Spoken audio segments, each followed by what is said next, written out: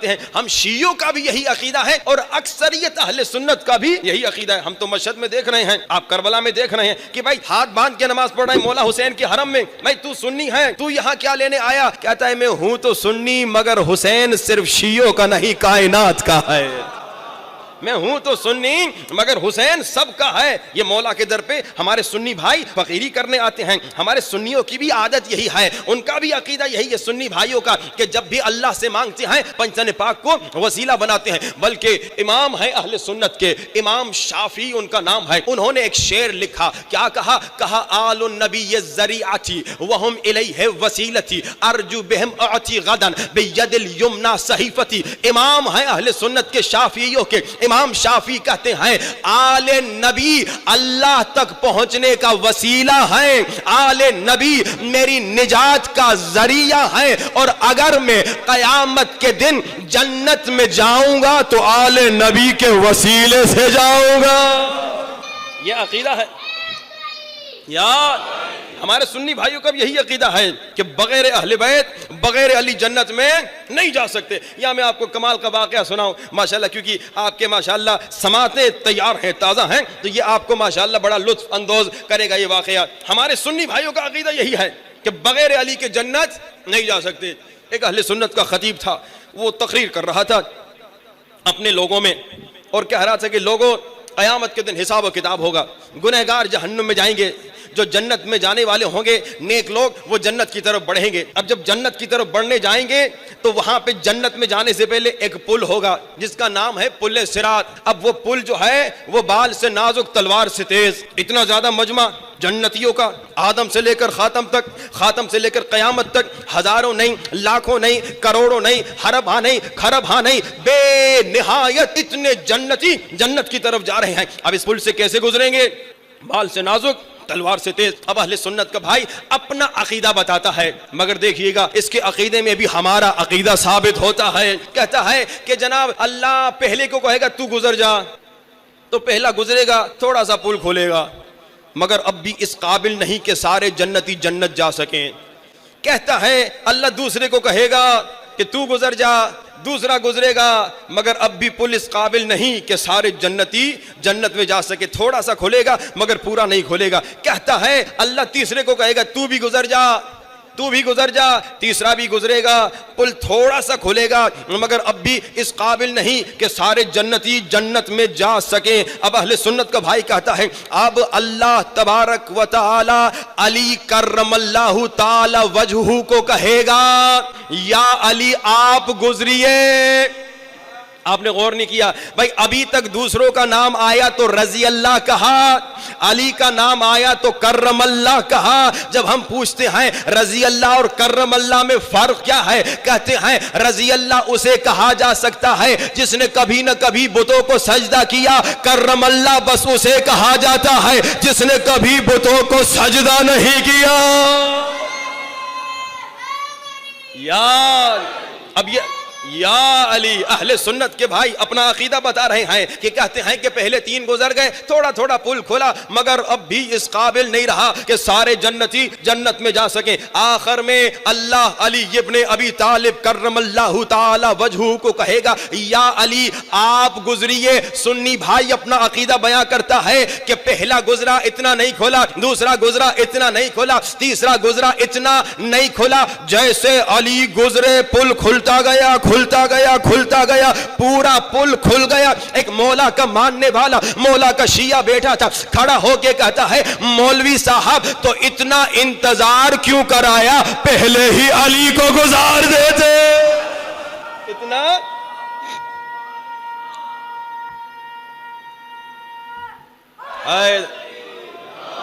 اچھا میں نوٹ کر رہا ہوں کہ 5-6 نعرے لگے ہیں, اس میں سے 8-10 بچوں نے مارے ہیں. آپ نے سمجھا یا نہیں؟ آپ نے غور نہیں کیا. میں نے کہا 5-6 نعرے لگے ہیں, اس میں سے 8-10 بچوں نے لگائے ہیں, یعنی بڑوں میں سے ایک بیچارے بزرگ نے لگایا. میں نوٹ کرتا ہوں, میں پیمنٹ نہیں کرتا نعرے حیدری کی, یہ بات سن لیجیے گا, پیمنٹ آپ کو کوئی نہیں ملے گی نعرے حیدری کی, لیکن میں نوٹ کرتا ہوں کہ کون کون نعرہ لگا رہا ہے. اب میں ایک نعرہ لگاتا ہوں, آپ اچھا جواب دیجیے گا, نعرہ حیدری. جی جناب، نعرہ حیدری جو ہے شیعوں کی جان ہے. نعرہ حیدری سے دشمن گھبراتا ہے، نعرہ حیدری سے دشمن ڈرتا ہے، نعرہ حیدری سے دشمن جلتا ہے. تو دشمن کو جلانے کے لیے نعرہ حیدری لگاتے رہنا تاکہ دشمن جلتا رہے، علی کا نام بڑھتا رہے. اذان محترم، واہ ماشاء اللہ، ہمیشہ جہاں بھی رہیں آپ علی علی کرتے رہیں، کیونکہ ذکر علی عبادت ہے. اور جب آپ نعرہ لگواتے ہیں تو یہ بھی سنیے، جب آپ نعرہ حیدری لگاتے ہیں عوام کہتی ہے یا علی، تو نعرہ لگوانے والا پتہ ہے کتنا بڑا کمال کرتا ہے. جب نعرہ لگواتا ہے تو عوام کہتی ہے یا علی، اور رسول خدا نے کہا یا علی ذکر علی عبادت، علی کا ذکر عبادت ہے. تو نعرہ لگوانے والا دوسروں سے عبادت کروا رہا ہے، تو عبادت کروانے میں کنجوسی مت کیجیے گا، مگر نعرہ ٹائم پہ لگائیے گا تو مزہ بھی آئے گا. صلوات پڑھیے بآواز بلند. محمد و آل محمد وعجل. تو ہمارا بھی عقیدہ کہ بغیر علی کچھ نہیں ملے گا، سنی بھائیوں کا بھی عقیدہ کہ بغیر علی کچھ نہیں ملے گا. لیکن مسلمانوں میں ایک گروپ ہے، بڑا خطرناک گروپ ہے، جو کہتا ہے نہیں بھائی بس یا اللہ مدد کہو، جو کہتا ہے یا علی مدد نہ کہو. یہ یا علی مدد کا انکاری. مسلمانوں میں ایک گروپ ہے، آپ سمجھ رہے ہیں کون سے گروپ کا میں کہہ رہا ہوں، جن سے آپ اکثر ملتے رہتے ہیں جب آپ حج پہ جاتے ہیں. مسلمانوں میں ایک گروپ ہے جو کہتا ہے بس یا اللہ مدد کہو. یا آپ نے پاکستان میں بھی بہت دیکھا ہوگا، بسوں پہ ٹرکوں پہ گاڑیوں پہ لکھا ہے بس یا اللہ مدد. ہم کہتے ہیں عقل کے اندھو، اللہ خود کہہ رہا ہے قرآن میں سورہ مائدہ میں 5ویں سورے میں 35ویں آیت میں یا ایھا الذین آمنوا اتقوا اللہ وابتغوا الیہ الوسیلہ، کہ بھائی بس یا اللہ مدد نہیں، یا اللہ مدد بھی کہو، یا علی مدد بھی کہو. دیکھو ہم یا اللہ مدد کے ہم انکاری نہیں. خدا کی قسم جتنے شیعہ ہیں ہم سب دن میں 10 مرتبہ یا اللہ مدد کہتے ہیں. آپ کہیں گے مولانا ہم تو نہیں کہتے، میں ابھی بتاتا ہوں. آپ سب نماز پڑھتے ہیں ماشاءاللہ، اور نبی پڑھتے ہوں گے جو پرسوں مجھ سے وعدہ کیا ہے کہ ہر نماز کے بعد الہی عظم البلا پڑھیں گے، تو نماز پڑھنے پہ مجبور ہو گئے ہوں گے، کم سے کم 40 دن تک تو پکی پڑھیں گے. لیکن آپ سارے نمازی، میں نے مزاحن یہ جملہ کہا، آپ سب نماز پڑھتے ہیں، نماز میں 10 مرتبہ ایک سورہ پڑھتے ہیں. کون سا سورہ؟ سورہ الحمد. پڑھیے بسم اللہ الرحمن الرحیم، الحمدللہ رب العالمین الرحمن الرحیم مالک ایاک نعبد و ایاک نستعین، یعنی یا اللہ مدد. یہی ہوا نا، یعنی اللہ ہم تم سے مدد مانگتے، اللہ ہم تم سے مدد. یا اللہ مدد کا کوئی شیعہ انکاری نہیں. خدا کی قسم ہر شیعہ دن میں 10 مرتبہ کہتا ہے یا اللہ مدد. مگر مسئلہ کیا ہے؟ مسئلہ یہ ہے ہم ناراض تب ہوتے ہیں جب کوئی کمبخت آگے کہتا ہے بس یا اللہ مدد کہو، یا رسول اللہ مدد کو بدعت کہتا ہے، یا علی مدد کو بدعت کہتا ہے، یا حسین مدد کو بدعت کہتا ہے. تب ہم کہتے ہیں بھائی ذرا قرآن تو پڑھو، ذرا عقل کے اندھو قرآن تو پڑھو. دیکھو قرآن کیا کہہ رہا ہے. جس خدا نے پہلے سورے میں کہا سورہ الحمد میں یا اللہ مدد، اسی خدا نے دوسرے سورے میں سورہ بقرہ میں کہا استعینوا بالصبر والصلاۃ. حکم دے رہا ہے مدد مانگو. اللہ کہہ رہا ہے صبر سے مدد مانگو، صلاۃ یعنی نماز سے مدد مانگو، صبر سے مدد مانگو، صلاۃ سے مدد مانگو. اور جب روایات کو دیکھا گیا تو بتایا گیا صبر حسین ہے، صلاۃ علی ہے. اللہ کہہ رہا ہے صبر سے مدد مانگو یا علی. اللہ کہہ رہا ہے صبر سے مدد مانگو. اللہ کہہ رہا ہے نماز سے مدد مانگو. جس اللہ نے پہلے سورے میں کہا یا اللہ مدد کہو، ایاک نستعین ہمیں سکھایا، یا اللہ مدد سکھایا، تو وہ یہ بھی تو سکھا رہا ہے کہ صبر سے مدد مانگو، صلاۃ سے مدد مانگو. اچھا اب آپ نے قرآن کی آیت سنی، اب رسول کی حدیث بھی سنیے، بڑا لطف آئے گا. اللہ نے کیا کہا؟ صبر سے مدد مانگو، صبر سے مدد مانگو. اب رسول کا جملہ، رسول خدا نے کیا کہا؟ لوگو الایمان شطران، ایمان کے 2 حصے ہیں. آدھا ایمان شطرہ صبر شطرہ شکر. ایمان کے 2 حصے ہیں، آدھا ایمان صبر ہے، آدھا ایمان شکر ہے. اور اللہ نے کیا کہا؟ صبر سے مدد مانگو.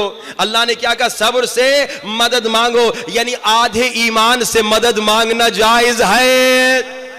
نہیں معلوم کون میرے ساتھ ہے بھائی؟ آدھے ایمان سے مدد مانگنا جائز ہے. جب اذان محترم آدھے ایمان سے مدد مانگنا جائز ہے تو اب جو پورا ایمان ہوگا کل ایمان ہوگا یقیناً حیدری. یقیناً کل ایمان سے مدد مانگنا بھی جائز ہوگا. لیکن ایک اور آیت بھی سن لیجئے. ہم ثابت کر رہے ہیں قرآن سے کہ جناب ہمارا جو عقیدہ ہے کہ ہم یا علی مدد کہتے ہیں یہ بدعت نہیں، قرآن سے ثابت ہے. اور جب ہم یا علی مدد کہتے ہیں تو ہم یہ تھوڑی کہتے کہ اللہ نے مدد نہیں کی اسی لیے ہم علی سے مدد مانگ رہے ہیں. ہم کہتے ہیں یا علی آپ اللہ کے قریب ہیں، ذرا اللہ کو سفارش کر دیجئے ہماری مشکل ختم ہو جائے. ہم یہی کہتے ہیں. ہم کہتے ہیں خدایا علی کے واسطے، علی تمہارا محبوب ہے نا، علی کے صدقے ہماری مشکل کو ختم کر دے. ہم کبھی یہ نہیں کہتے کہ خدا تو ہٹ، تو نہیں دے رہا، علی سے لیتے. نہیں نہیں نہیں نہیں، شیعہ کہتا ہی یہی ہے کہ اے مولا علی تو اللہ کے اتنا قریب ہے تو ذرا میری سفارش تو کر دے مولا.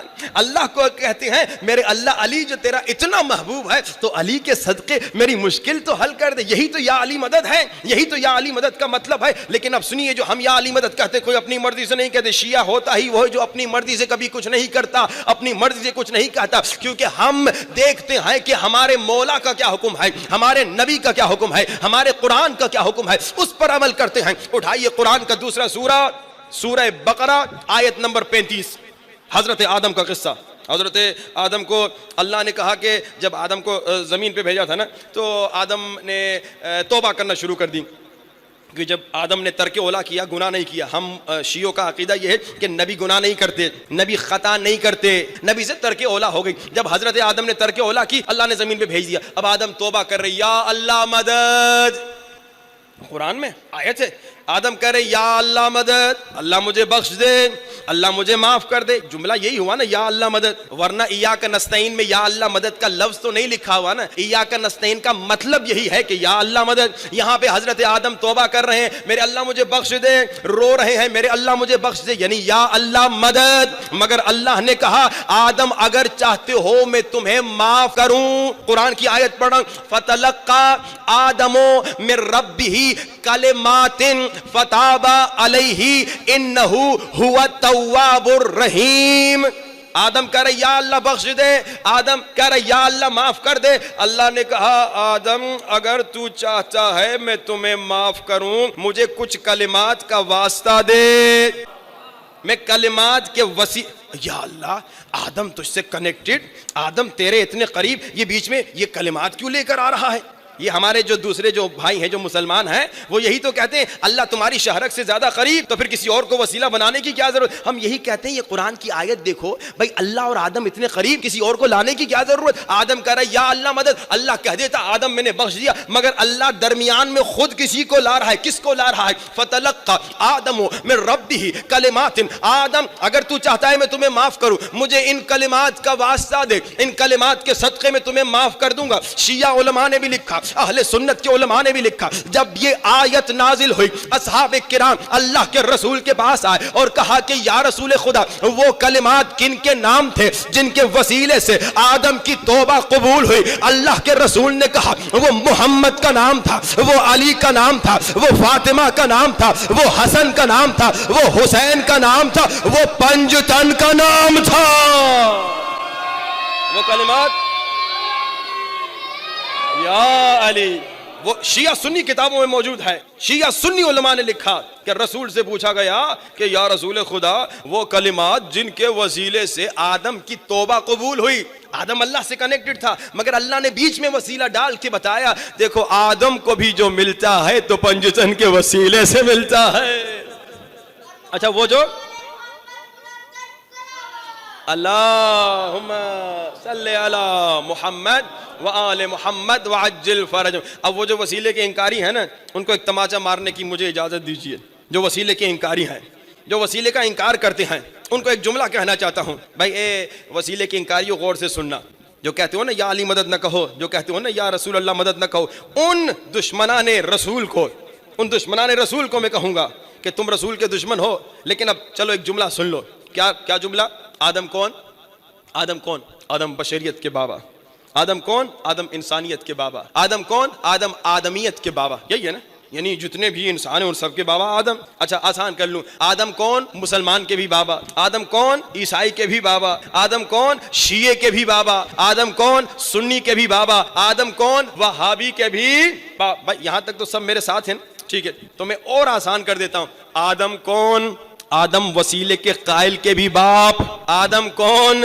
آدم وسیلے کے انکاری کے بھی باپ. اب ایک جملہ کہنا چاہتا ہوں وسیلے کے انکاریوں کو. اے وسیلے کے انکاریوں، جب تیرے باپ کی توبہ بغیر پنجتن کے قبول نہیں ہوتی، جب تیرے باپ کی توبہ بغیر پنجتن کے قبول نہیں ہوتی تو تیری دعا بغیر پنجتن کیسے قبول ہوگی؟ بلند ترین صلوات محمد و آل محمد. وعج خدا کی قسم، جیسے میں نے کہا شیعوں کا بھی عقیدہ ہے، اہل سنت کا بھی یہی عقیدہ ہے کہ جو بھی ملے گا، جو بھی اللہ دے گا، در اہل بیت سے دے گا. تیرا دے اللہ رہا ہے. ہم نے تھوڑی کہا کہ ہمارا اللہ علی ہے، نعوذ باللہ. ہمارا اللہ وہ ہے کہ علی بھی جس کی عبادت کرتا ہے. ہم کبھی یہ نہیں کہتے کہ علی اللہ ہے، نعوذ باللہ. نہیں، علی اللہ کا وہ کمال کا اسپیشل بندہ ہے کہ اس جیسا دنیا میں کوئی نہیں. لیکن ہم علی مولا سے مدد اس لیے مانگتے ہیں کہ اللہ نے کہا آدم مجھے علی کا وسیلہ دو، آدم مجھے نبی کا وسیلہ، اسی لیے ہم علی مولا سے مدد مانگتے. اور خدا کی قسم اب جب اہل بیت سے مانگیں گے نا ایسے عطا ہوگی، لیکن اس کے کچھ شرائط ہیں.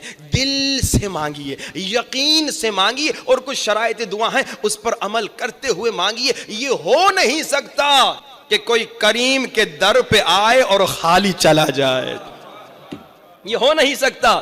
اور اہل بیت کے کمال کے نسخے بھی اب میں آپ کو انشاءاللہ ایک دو سناتا ہوں کہ در اہل بیت سے آپ کو اتنی شفا ملے گی، اتنی عطا ملے گی کہ آپ تصور بھی نہیں کر سکتے. مثال کے طور پہ ایک آسان نسخہ، جس کے گھر میں خدا نہ خواستہ بیماری بہت ہے، مسلسل جو اکثر گھروں میں بیماریاں رہتی ہیں، ان کے لیے آسان نسخہ، بہترین نسخہ اہل بیت کے نسخے، قرآن کے نسخے جو اللہ کے وسیلے سے ہم تک پہنچے، جو اہل بیت کے وسیلے سے ہم تک پہنچے. اب کیا ہے؟ بیماریوں کا بہترین علاج، بڑی بڑی بیماریوں کا علاج کیا ہے؟ ہر روز 70 مرتبہ سورہ الحمد پڑھو، 1 مرتبہ دعائے توسل. 70 مرتبہ الحمد قرآن، دعائے توسل یعنی 14 معصوم.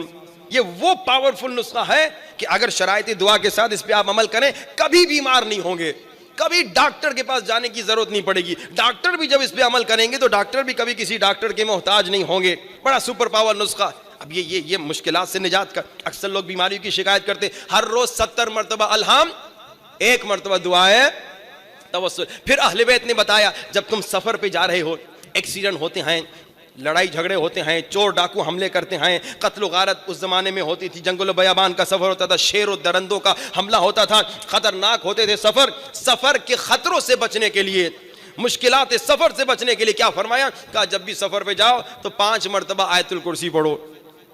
5 مرتبہ. کہ روایت کہتی ہے کہ 1 مرتبہ آیت الکرسی پڑھو گے 1 فرشتہ حفاظت کے لیے آ جائے گا، 2 مرتبہ آیت الکرسی پڑھو گے 2 فرشتہ حفاظت کے لیے آ جائے گا، 3 مرتبہ 3 فرشتہ، 4 مرتبہ 14 فرشتہ. جب 5ویں مرتبہ آیت الکرسی پڑھو گے اللہ کہے گا فرشتہ تم چلے جاؤ، تمہارا کام ہو گیا، اب میں خود خدا بندے کی حفاظت کروں گا. اب یہ سارے ہم تک کیسے پہنچے؟ اہل بیت کے وسیلے سے.